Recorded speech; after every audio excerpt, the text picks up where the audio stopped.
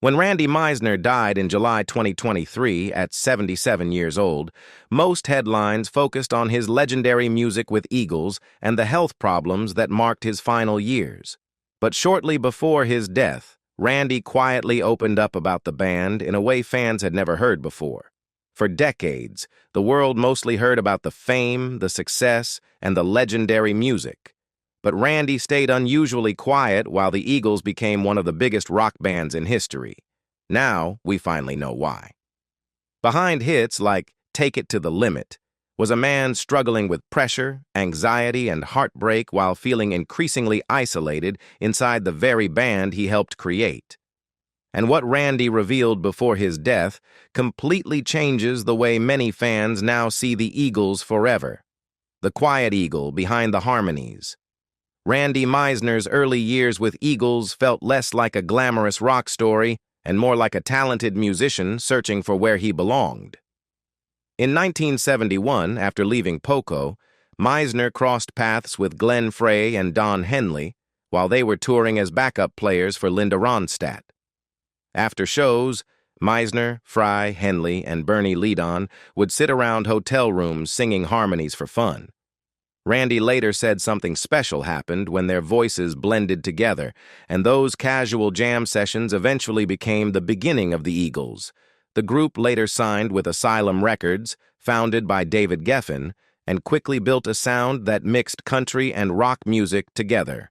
Randy's experience with Poco and Rick Nelson's Stone Canyon Band helped shape that style from the very beginning. But what truly made Randy stand out was his voice. Glenn Frey once described it as angelic, especially when it came to the band's difficult high harmonies. Randy could hit notes nobody else in the group could reach with the same clarity, and his vocals quietly became one of the Eagles' secret weapons. Their debut album arrived in 1972 with songs like Take It Easy and Peaceful Easy Feeling, quickly turning the band into rising stars. Randy's bass playing was steady and understated, never flashy, because he cared more about serving the song than stealing attention. As the band became more successful, however, the pressure inside the Eagles started growing. Constant touring, fame, and creative disagreements slowly wore everyone down. Randy, naturally shy and private, struggled with the non-stop attention more than most. By the time the Eagles released On the Border in 1974 and later exploded with One of These Nights in 1975, tensions inside the band were becoming impossible to ignore. But during that era, Randy also delivered his most unforgettable moment. Take It to the Limit. The pressure that slowly broke Randy Meisner. Take It to the Limit became one of the biggest hits ever recorded by Eagles, reaching number 4 on the charts and turning Randy Meisner into the emotional voice of the band. But behind that success, Randy was quietly falling apart. The bigger the Eagles became, the more pressure surrounded him. There were non-stop tours, interviews, expectations, and constant tension inside the group. Randy was naturally shy and deeply private, and fame slowly started crushing him. While audiences saw a confident rock star on stage, those close to the band later admitted he struggled badly with exhaustion, stress, and anxiety. Even though Randy had helped build the Eagles from the ground up, he slowly began feeling like an outsider inside his own band. Much of the creative control was shifting toward Glenn Frey and Don Henley, who were increasingly becoming the dominant voices behind the group. At the same time, the Eagles themselves were changing. Their early country rock sound was slowly evolving into a harder rock style, something that frustrated guitarist Bernie Leadon. The tension eventually exploded in 1975 when Leadon famously poured a beer over Glenn Frey's head before quitting the band entirely. Randy stayed, but privately he was struggling too. Unlike Bernie, he avoided confrontation and mostly kept his feelings bottled up, which only made the situation harder for him emotionally. Then Joe Walsh joined the band, pushing the Eagles even further away from their original country rock identity and deeper into mainstream rock stardom. The success became enormous, especially after Hotel California, but the constant touring nearly destroyed the group from the inside. Between 1976 and 1977, the Eagles spent almost 11 straight months on the road promoting the album. The endless travel, pressure, and lack of rest wore everyone down, but Randy suffered especially badly. He developed severe stomach ulcers and was emotionally exhausted. On top of everything else, he still had to perform "Take It to the Limit" night after night, a song built around extremely difficult high notes that put enormous strain on his voice. Eventually, the pressure became too much to carry anymore. Not long afterward, Randy Meisner walked away from the Eagles for good. The night Randy Meisner finally reached his breaking point. Unlike Glenn Frey and Don Henley, who seemed to thrive under fame and attention, Randy Meisner was naturally quiet and deeply shy. He later admitted that he actually preferred staying in the background rather than being the center of attention. But by the late 1970s, life inside Eagles had become overwhelming. The non-stop touring was destroying his personal life. Randy had a wife and 3 young children waiting for him back home in Nebraska, yet the band spent most of the year traveling, recording, or living out of hotel rooms. The pressure slowly began tearing his marriage apart, while the stress inside the Eagles kept getting worse. By then, the band was filled with tension and constant power struggles. Success had turned the Eagles into one of the biggest groups in the world, but behind the scenes, almost everyone was exhausted, frustrated, and angry. Joe Walsh later admitted that conflict was inevitable because nearly every member saw himself as the leader. The music was becoming legendary, especially after Hotel California, but the personal relationships inside the band were collapsing. For years, Randy stayed mostly silent about what really happened during that period. But before his death, he finally spoke openly about the moment that pushed him to leave the Eagles forever.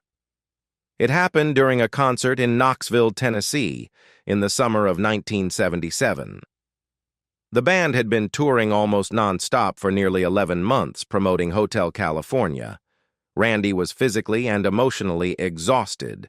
He was dealing with stomach ulcers, severe stress, homesickness, and flu-like symptoms, yet he still forced himself onto the stage every night.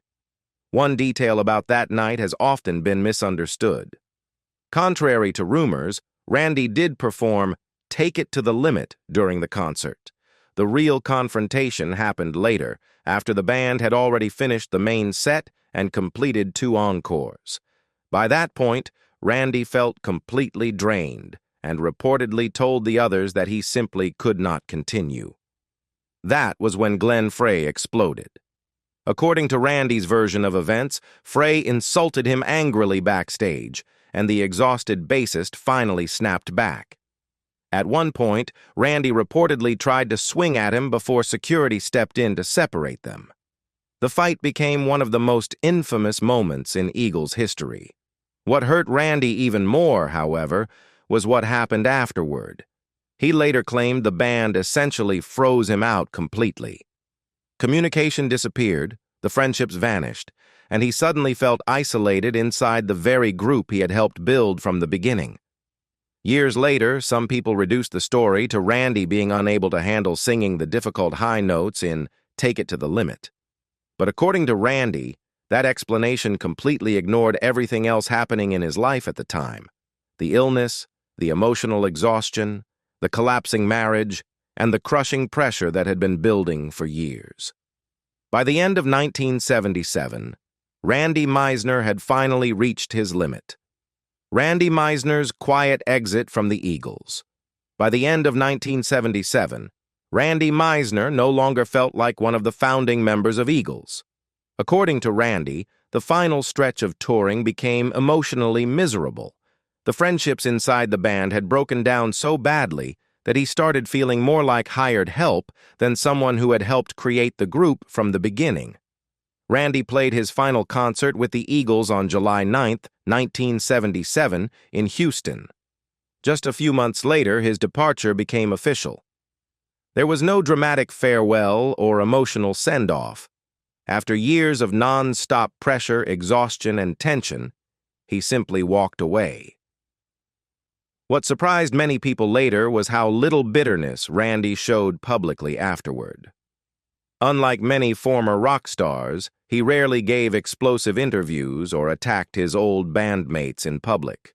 Instead, he quietly disappeared from the spotlight and tried to move on with his life. In one rare interview, he admitted that he simply wanted to leave behind all the arguing and conflict connected to the Eagles. Still, the relationship between Randy and the band remained complicated for years. When the Eagles reunited for their massive Hell Freezes Over tour in 1994, Randy was not invited back. He reportedly contacted manager Irving Azoff after hearing rumors about the reunion, but nothing came from it. The same thing happened again during the band's Millennium concert in 1999. For many fans, that exclusion felt especially painful because Randy had played such a major role in building the Eagles' sound during their most important years. Yet even then, he publicly insisted he held no resentment toward Don Henley or Glenn Frey. One of the most emotional moments came in 1998 during the Eagles' induction into the Rock and Roll Hall of Fame. Seeing Randy reunited on stage with his former bandmates gave fans a bittersweet sense of closure. Despite everything that had happened, he still seemed deeply loyal to the group he helped create. People who knew Randy often described him as one of the gentlest figures in rock music. Musicians like Don Felder, James Taylor, and Rick Roberts all spoke about his kindness and quiet personality. But while he stayed mostly silent publicly, his private life became increasingly difficult. Starting around 2007, Randy's health began declining badly. He suffered a major heart attack that required surgery and a stent procedure. He was later diagnosed with bipolar disorder and also struggled with severe alcohol addiction, leading to repeated hospitalizations during the later years of his life. Randy Meisner's painful final years. By the late 2000s, Randy Meisner's life had become painfully unstable behind closed doors. His marriage to Lana Ray Meisner was falling apart, and court documents from 2010 revealed that Randy had even tried to obtain a restraining order against her because he feared for his safety. According to the filings, he believed her heavy drug use had turned their relationship hostile and emotionally dangerous.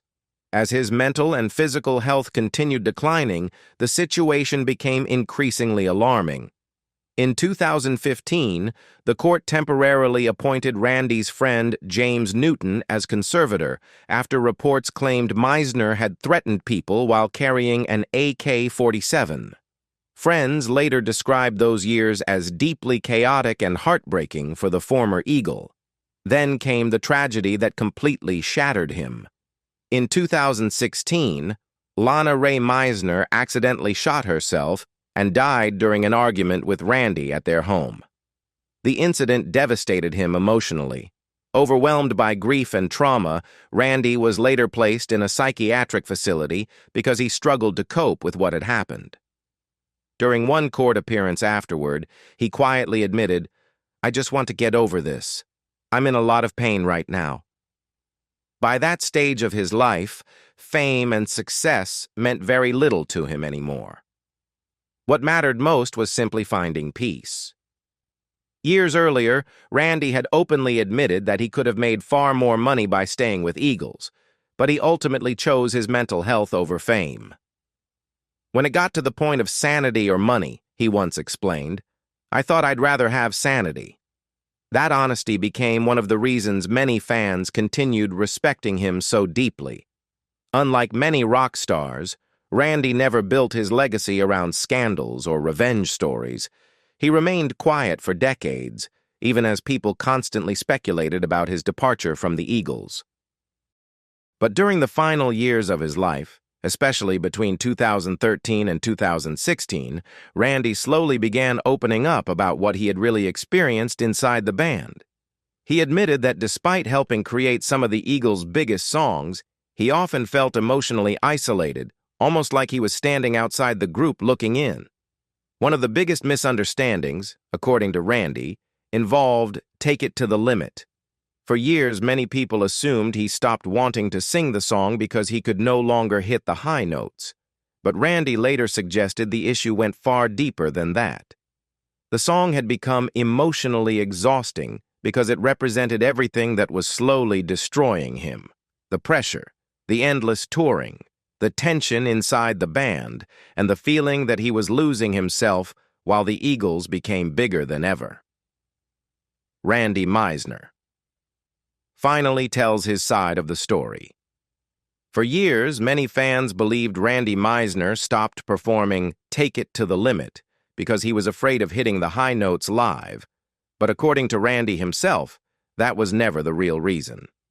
In later interviews, especially with Rolling Stone in 2013, Meisner explained that he was naturally shy and uncomfortable with constant attention. Unlike some rock stars who thrived in the spotlight, Randy preferred staying in the background and focusing on the music. Over time, the non-stop touring, pressure, and tension inside Eagles became emotionally exhausting for him. Looking back on his final months with the band, Randy admitted those days were incredibly lonely. He said the atmosphere had become cold and distant, especially after the Hotel California tour. According to him, he felt isolated inside a band he had helped create from the beginning. What surprised many fans later was how little bitterness he carried publicly. Randy could have spent years attacking his former bandmates, but instead he mostly focused on the good memories, the music, the success, and the bond they once shared in the early days. He even admitted that after leaving the Eagles, he rarely listened to their music anymore. But every once in a while, he would hear one of their songs and quietly remind himself just how good the band really was. Perhaps the most revealing thing Randy ever said was about why he walked away from the Eagles at the height of their fame.